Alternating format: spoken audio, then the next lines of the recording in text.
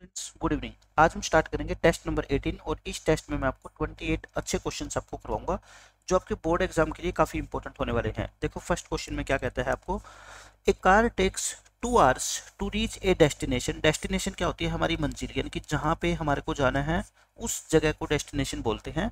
कहता है कार वहाँ पे पहुँचने में 2 घंटे लगती है अगर ये 60 किलोमीटर पर आवर की स्पीड से चलती है।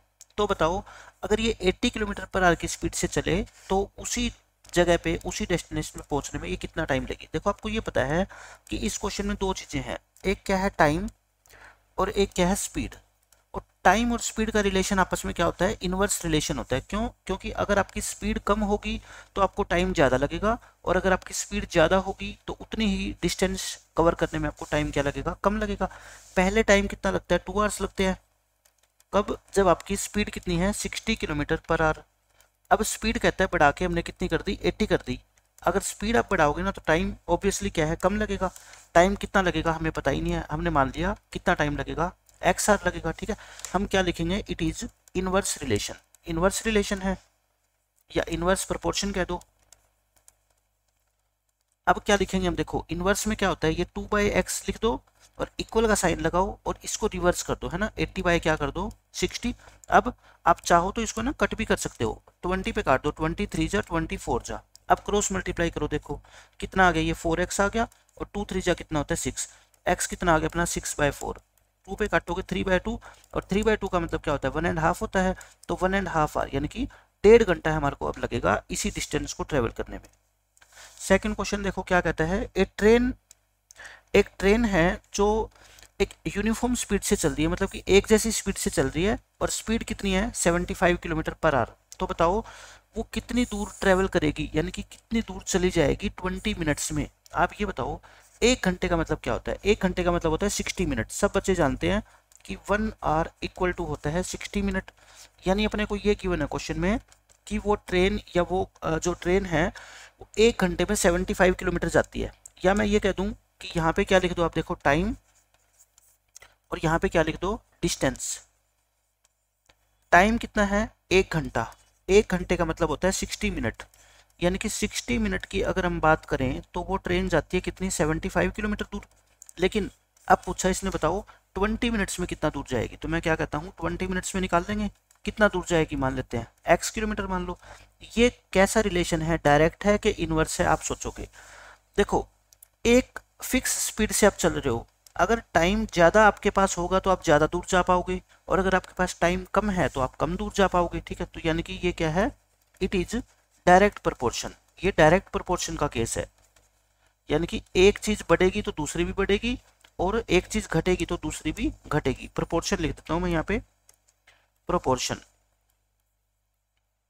तो डायरेक्ट में क्या होता है? 60/20 करते हैं हम, इक्वल का साइन लगाते हैं और 75 बाय क्या करते हैं? x करते हैं। बस इतना ही तो करना होता है। अब आप काट दो इसको 1 और ये 3, क्रॉस मल्टीप्लाई करोगे 3x इक्वल टू 75। तो x आपका कितना आएगा? 75/3 यानी कि 25 किलोमीटर आप दूर जा पाओगे कितने मिनट में? 20 मिनट के अंदर। ये इस क्वेश्चन का आंसर है।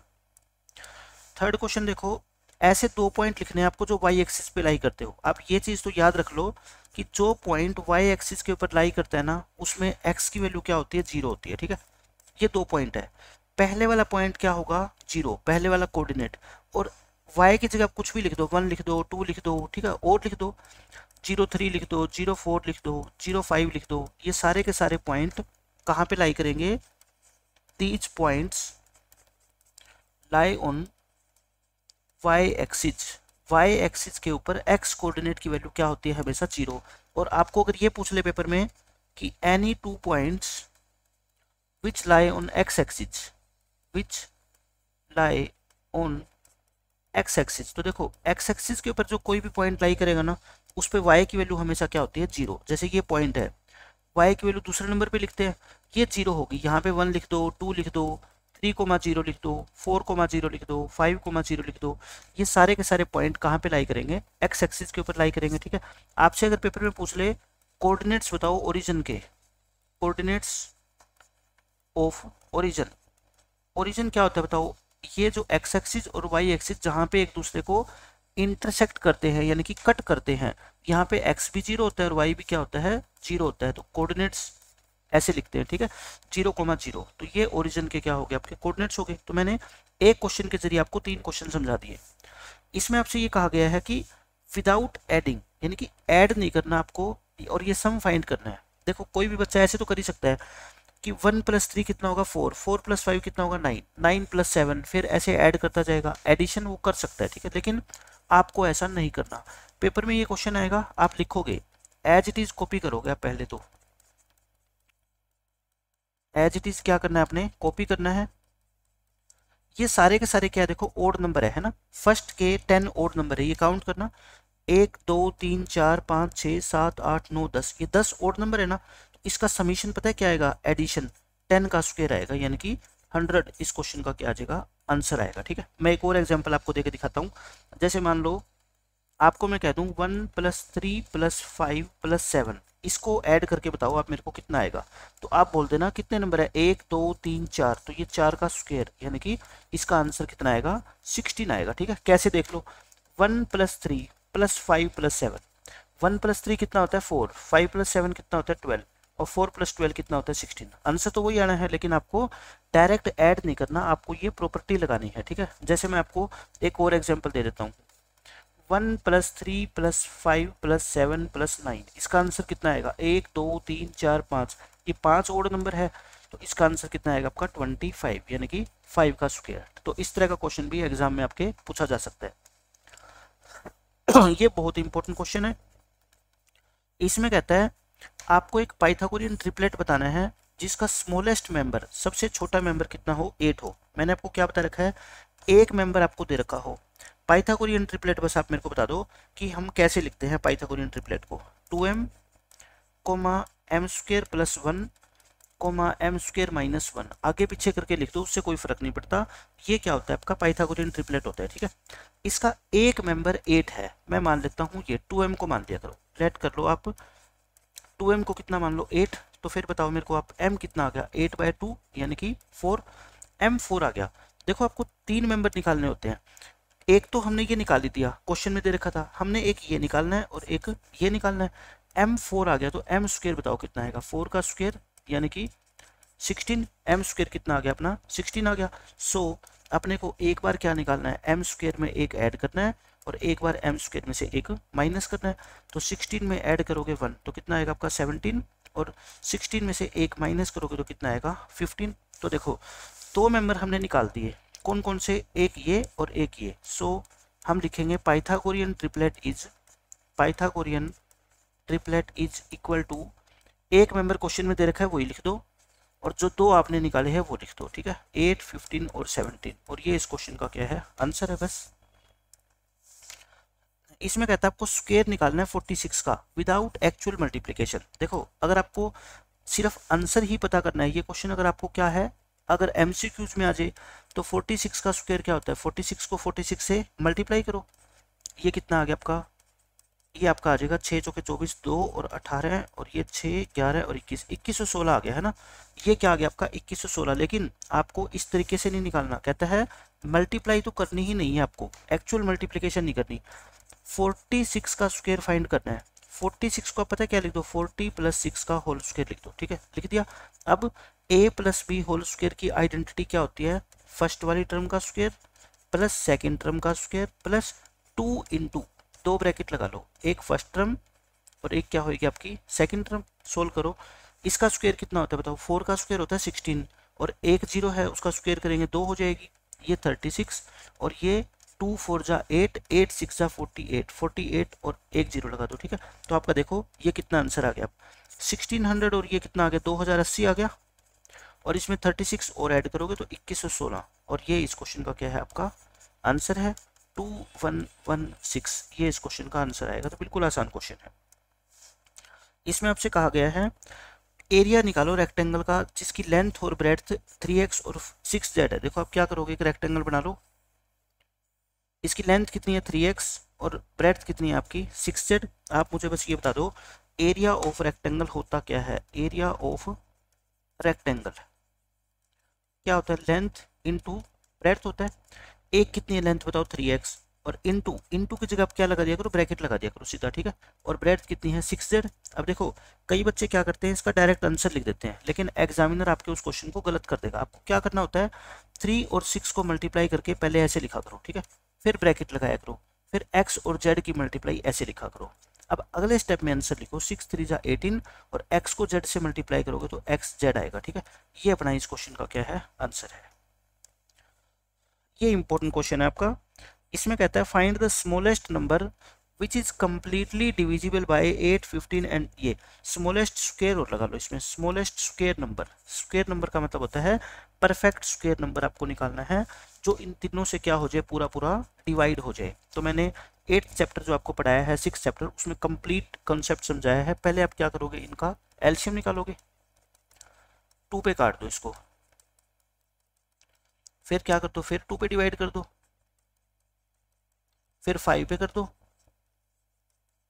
अब एलसीएम कितना आ गया बताओ आपका, 2 इंटू 2 इंटू 5 इंटू 2 इंटू 3, तो कितना आ गया, 2 2 जा 4 इंटू 3 कर दो और इंटू 5 2 जा कितना आ गया 10, तो 120 आ गया। एलसीएम तो कितना आ गया 120, लेकिन आपको परफेक्ट स्क्वायर नंबर बताना है। अब 120 तो परफेक्ट स्क्वायर होता ही नहीं है, क्योंकि किस नंबर का स्क्वायर 120 होता है, किसी का नहीं होता है ना। जैसे 10 का स्क्वायर कितना होता है 100 और फिर 11 का स्क्वायर कितना होता है सीधा ही 121, यानी कि 120 तो बीच में छूट गया। तो 120 परफेक्ट स्क्वायर नहीं है, लेकिन हमारे को परफेक्ट स्क्वायर इसको बनाना है। कैसे बनाएंगे बताओ, इसके क्या बनाएंगे हम, फैक्टर बनाएंगे। आपको सेम यही चीज करनी है जो मैंने की है, ठीक है। 120 के फैक्टर देखो यही तो है, 120 इन सभी को मल्टीप्लाई करने से तो आता है, क्या है बताओ, 2 इंटू 2 इंटू 2 इंटू 5 इंटू 3, यही है ना। अब परफेक्ट स्क्वायर बनाने के लिए देखो क्या करते हैं, ये तो पेयर में है, जो जो नंबर पेयर में नहीं होते ना उनसे क्या करते हैं हम, मल्टीप्लाई करते हैं। सो अपना आंसर पता है क्या आएगा, 120 तो ये नंबर है ही, इसको हमारे को परफेक्ट स्क्वायर बनाने के लिए एक तो 2 से मल्टीप्लाई करना पड़ेगा, एक 5 से और एक 3 से। देखो 120 को सिर्फ 3 से कर लो, क्योंकि 5 2 जा तो कितना होता है 10, 3 से करोगे 12 3 36 360 और 10 से मल्टीप्लाई करोगे तो यानी कि 3600। इस क्वेश्चन का क्या आ जाएगा, हमारा आंसर आएगा। तो आपको क्या करना है, पहले एलसीएम निकालना है इन तीनों नंबर का, फिर जो भी एलसीएम आए उसको एक ऐसे नंबर से मल्टीप्लाई करना है जिससे कि वो नंबर एक परफेक्ट स्क्वायर बन जाए। अब इस क्वेश्चन में देखो, आपको एक ट्रेपेजियम की शेप का फील्ड है, खेत है आपके ट्रेपेजियम की शेप का। आप क्या कर लो, डायग्राम बना लो।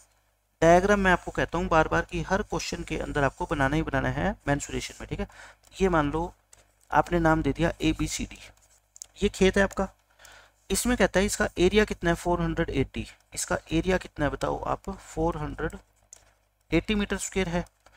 The distance between the 2 parallel sides is 15, ये जो 2 पैरेलल साइड आपको दिख रही है ना, ये AB और CD, इनके बीच की जो ये डिस्टेंस है बिल्कुल स्ट्रेट वाली, ये कितनी है 15 मीटर, ये दे दी। If one of the parallel sides is 20 meter, देखो 2 पैरेलल साइड्स है, एक ये है और एक ये वाली है, इनमें से आपको एक गिवन है कितनी 20, इसको मान लेता हूं मैं 20 metre. Find the other parallel side, ये बतानी है, इसको क्या मान लो आप, x मीटर मान लो, ठीक है। तो आप क्या करोगे, पैरेललोग्राम के एरिया का फॉर्मूला लगाओगे, सॉरी ट्रेपेजियम का, एरिया ऑफ ट्रेपेजियम। आप ही बता दो एरिया ऑफ ट्रेपेजियम क्या होता है, sum of parallel sides, formula क्या होता है, sum of parallel sides into height, into में क्या होता है हाइट और डिवाइड बाय क्या होता है 2, यही फॉर्मूला होता है। अब इस फॉर्मूले में वैल्यू पुट करो, एरिया की जगह 480, पैरेलल साइड देखो एक 20 है और एक x है, दोनों का सम कितना होगा, x प्लस में 20 इंटू हाइट, हाइट क्या होती है, यही तो होती है 15, ठीक है, और डिवाइड बाय क्या कर दो 2। अब आप क्या करोगे, देखो क्रॉस मल्टीप्लाई करोगे, क्रॉस मल्टीप्लाई करो, 15 इंटू एक्स प्लस 20 तो सेम रहेगा क्योंकि इसकी 1 से मल्टीप्लाई करेंगे, और 480 को 2 से क्या कर दो मल्टीप्लाई। अब 15 को नीचे ले जाओ, 15 को डिवाइड कर दो इधर लाके, 15 3 जा 15 2 जा, 32 2 जा होता है कितना 64 हो गया। x बताओ कितना आएगा फिर, ये प्लस 20 उधर आके क्या होएगा -20, 64 में से 20 गए कितने 44 मीटर। तो इसकी जो दूसरी साइड है ना आपके खेत की, वो कितनी है 44 मीटर है। ये इस क्वेश्चन का आंसर है। आपको देखो इस क्वेश्चन में बिल्कुल आसान है, प्रोडक्ट फाइंड करनी है। प्रोडक्ट मैं आपको सिखा चुका हूँ पूरी तरीके से, 3x प्लस 7 और into 6x minus 5।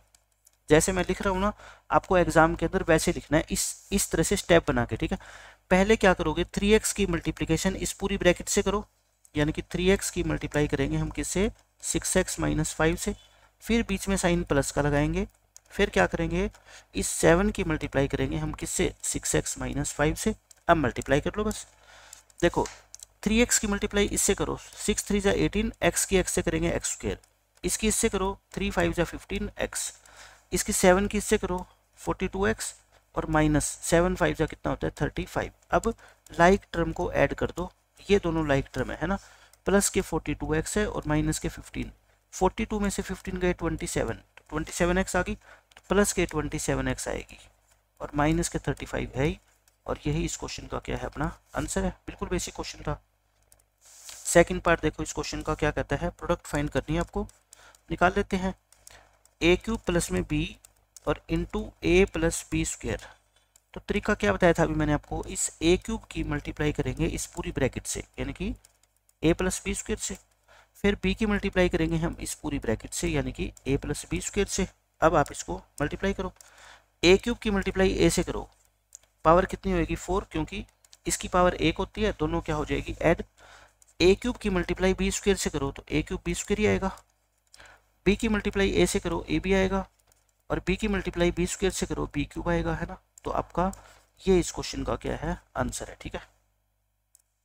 11th question में आपको फैक्टराइज करने हैं।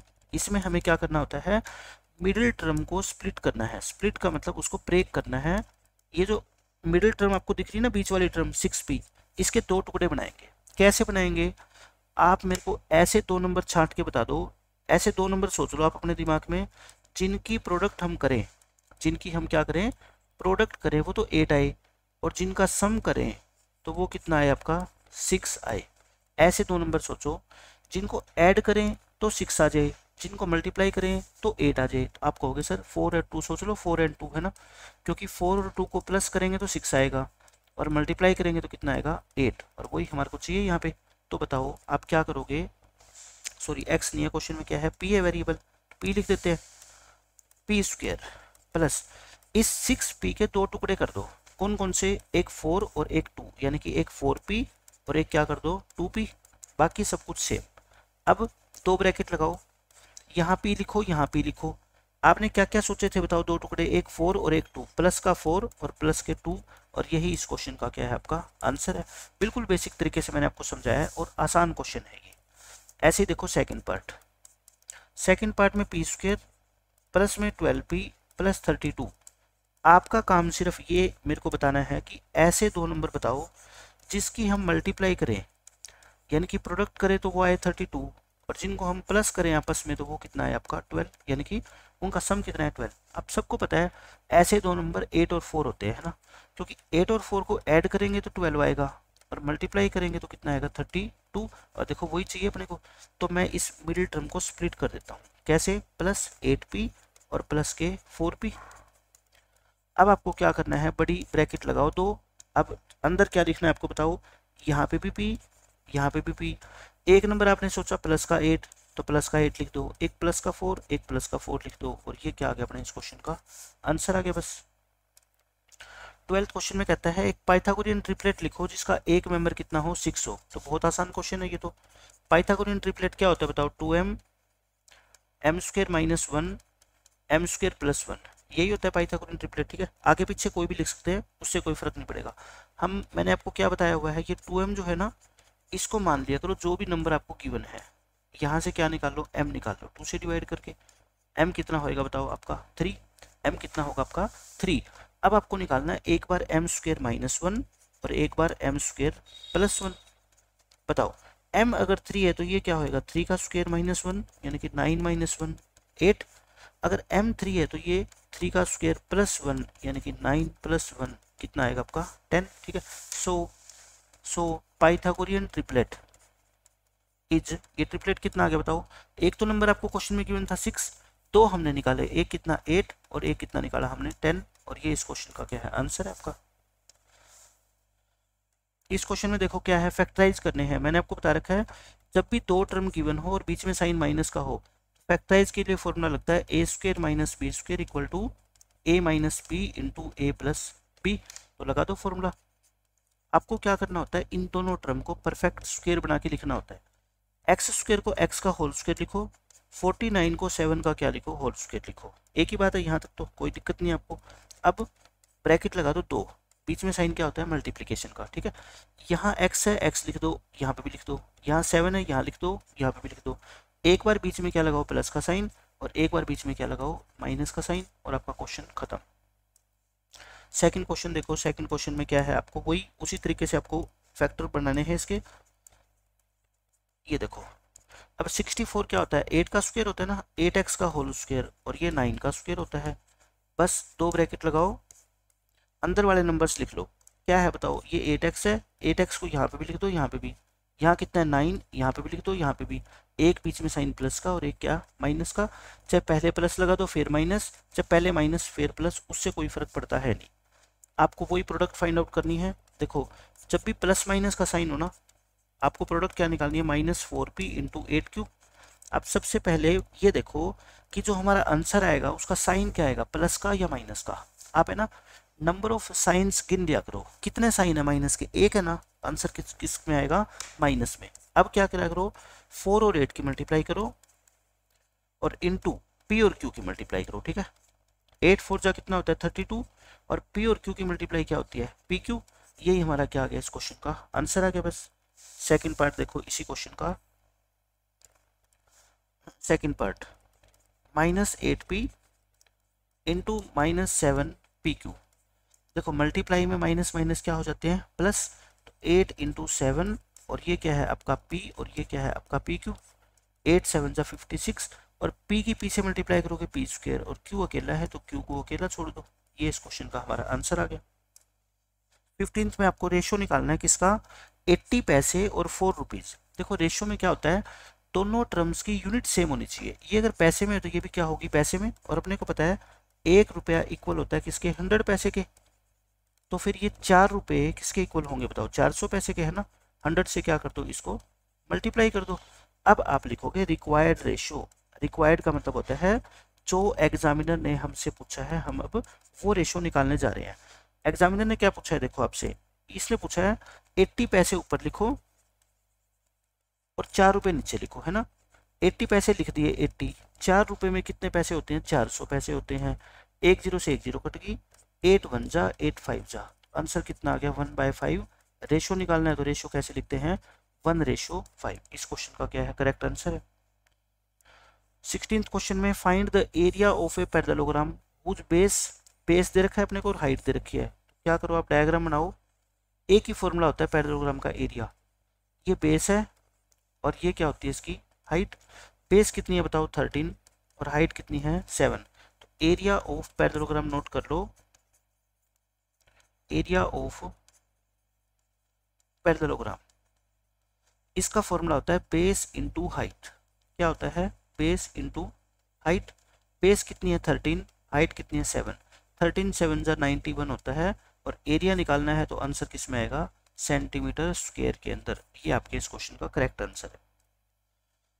इस क्वेश्चन में कहता है द मार्क प्राइस और लिस्ट प्राइस। देखो मार्क प्राइस लिखा जाए पेपर में या लिस्ट प्राइस लिखा जाए, एक ही बात है। इसका मतलब जो किसी सामान के ऊपर टैग लगा होता है उसको हम क्या बोलते हैं, मार्क प्राइस बोलते हैं।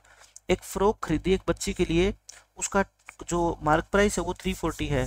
Find 15% discount on it in rupees. और दुकानदार ने हमारे को कहा कि चलो मैं आपको ये जो फ्रॉक है बच्ची के लिए 15% डिस्काउंट पे दे दूंगा। आप बताओगे कि ये बताओ हमारे को कि रुपए के अंदर डिस्काउंट कितनी होगी, 20 रुपए की, 50 रुपए की, ऐसे बताओ, ठीक है। तो आप क्या लिखोगे बताओ, MP यानी कि MRP लिखते हो इसको, कितना है 340 है, ये रुपीज है, ठीक है।